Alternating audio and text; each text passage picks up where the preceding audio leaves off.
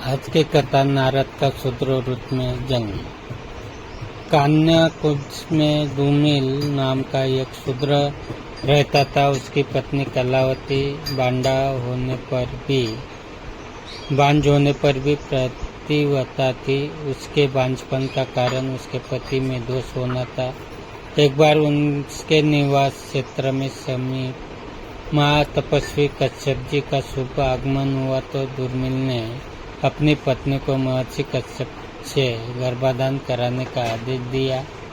पति की अनुमति से कलावती प्रसन्न मन से कश्यप के समीप गई, परंतु कश्यप जी के तेज को न सह पाने के कारण वह दूर ही खड़ी रही, उनके निकट न जा सकी। मुनि ने काम पीड़ित कलावती को अपने आश्रम के निकट देखा तो उससे उसका परिचय और वहां आने का प्रयोजन पूछा। कलावती ने अत्यंत विनम्र स्वर में अपना परिचय देते हुए अपने आने का उद्देश्य पुत्र प्राप्ति की कामना को बताया। कलावती ने यह भी निवेदन किया कि प्रतियाचना करने वाली स्त्री को निराश करने से पुरुष को बहुत दोष लगता है। इसके अतिरिक्त जिस प्रकार अग्नि को कोई दोष नहीं लगता, उसी प्रकार समर्थ पुरुष के लिए कुछ भी अनुचित नहीं होता। कलावती के अनुचित प्रस्ताव को सुनकर महर्षि कश्यप ने उसकी भर्त्सना की और शूद्र पत्नी से रमन करने से ब्राह्मण के चांडाल बन जाने के वेदांती और संकेत करते हुए उसकी प्रार्थना अस्वीकार कर दी।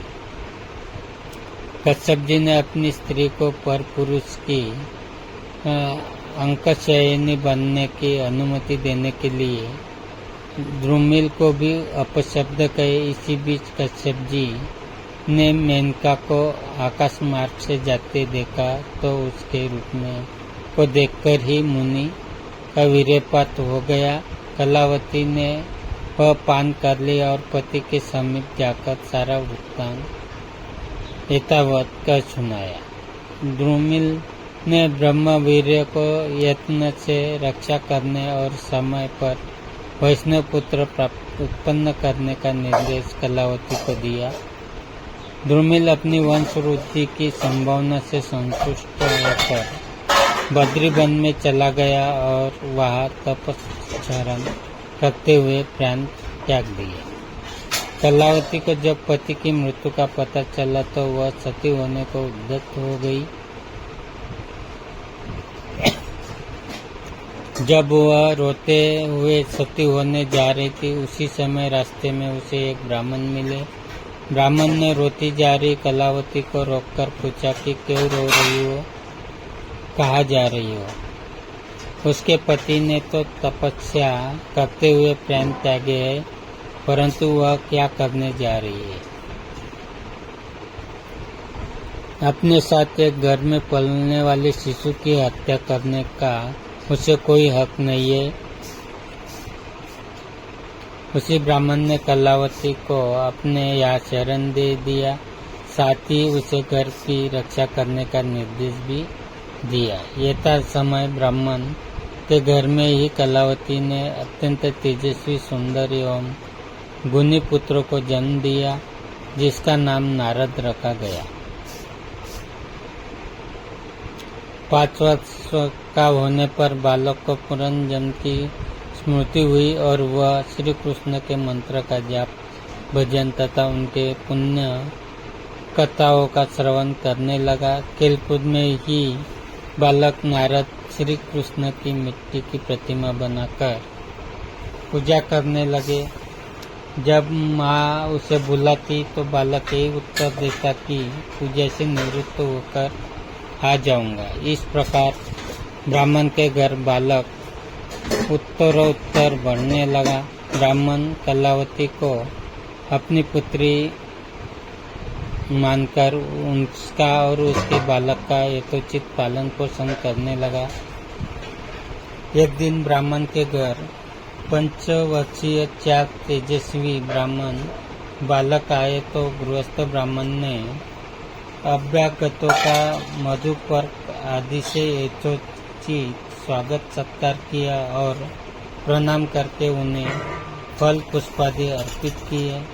चारों ने स्वेच्छा से कुछ फल खाए और शेष फल उस बालक नारद को दे दिए। उनमें से एक बालक को भगवान श्री कृष्ण का मंत्र दिया और बालक ने माता की आज्ञा से उनका शिष्यत्व ग्रहण किया।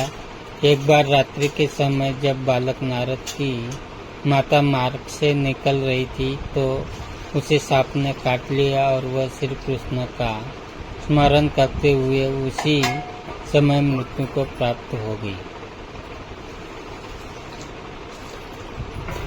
प्रातःकाल बालक नारद को अपनी माँ के अवसान का पता चला तो उस समय ब्राह्मण ने उसे तत्व ज्ञान का उपदेश दिया, जिससे उसका ज्ञान जाता रहा और वह गंगा जी में स्नान करके गंगावट के निर्जन स्थान पर अवस्थित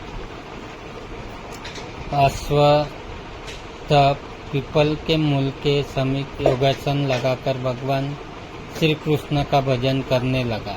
जब दिव्य सहस्त्र वर्ष व्यतीत हो गए तो उसे भगवान श्री कृष्ण ने बाल मुकुंद के रूप में अपनी झलक दिखाई। बालक नारद ने उस अनुपम रूप राशि को जब पुनः देखना चाहा तो वह झलक उसे दृष्टिगोचर न हुई। इससे वह खिन्न होकर रुदन करने लगा। इस बीच उसे आकाशवाणी सुनाई दी, हे वत्स, मेरी जिस दिव्य आभा के तुमने एक बार दर्शन किए हैं उसे तुम दिव्य शरीर धारण करने पर ही पुनः देख पाओगे। यह सुनकर बालक नारद निश्चिंत हो गया तथा समय भगवान श्री कृष्ण का स्मरण करते हुए उसका जन्म मरण से पीछा छूट गया और उसका जीवन ब्रह्म में लीन हो गया। इस प्रकार नारद जी शाप से मुक्त हो गए।